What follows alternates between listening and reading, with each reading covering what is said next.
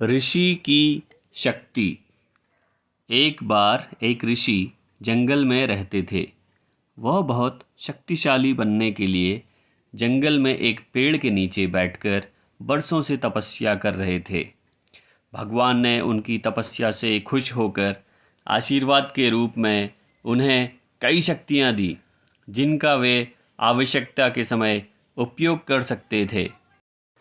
ऋषि एक बहुत ही विनम्र व्यक्ति थे, लेकिन भगवान से कुछ शक्तियाँ प्राप्त करने के बाद उन्हें खुद पर गर्व होने लगा।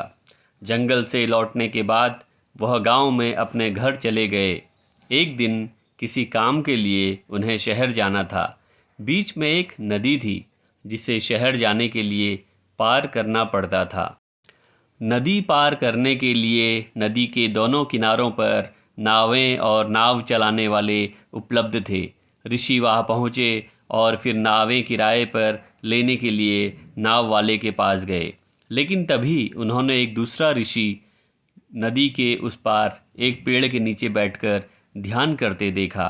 ऋषि ने शक्ति प्राप्त कर लिया था और वहाँ बैठे ऋषि को अपनी शक्ति दिखाना चाहते थे। ऋषि ने अपनी शक्ति का उपयोग किया और जल्द ही नदी के उस पार चले गए। फिर उस ऋषि के पास गए जो नदी के किनारे बैठकर तपस्या कर रहे थे। ऋषि ने गर्व से कहा, क्या तुमने देखा मैंने इस नदी पर चलने के लिए कैसे अपनी शक्ति का इस्तेमाल किया? क्या आप भी ऐसा कर सकते हैं? दूसरे ऋषि ने उत्तर दिया, हाँ, मैं ऐसा कर सकता हूँ, लेकिन क्या आपको ऐसा नहीं लगता एक छोटी सी नदी पार करने के लिए आप अपनी मूल्यवान शक्ति को बर्बाद कर रहे हो?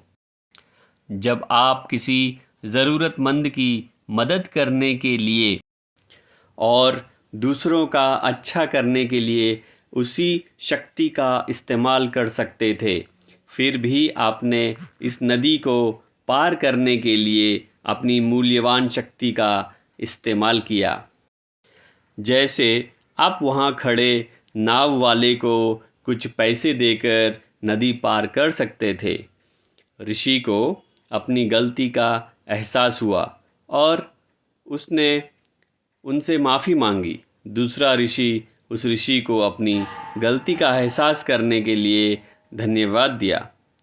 इस कहानी से हमें यह शिक्षा मिलती है कि अगर हम किसी शक्ति को हासिल करते हैं तो हमें शक्ति का इस्तेमाल सिर्फ दिखावे के लिए करने के बजाय दूसरे की मदद करने के लिए करनी चाहिए, और यही सर्वोत्तम होता है।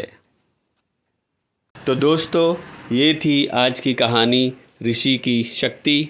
अगर आपको यह कहानी अच्छी लगी हो तो हमारे इस चैनल को सब्सक्राइब ज़रूर करें और यह वीडियो अपने दोस्तों के साथ शेयर करें।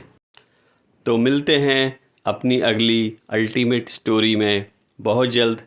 तब तक के लिए जय श्री राम।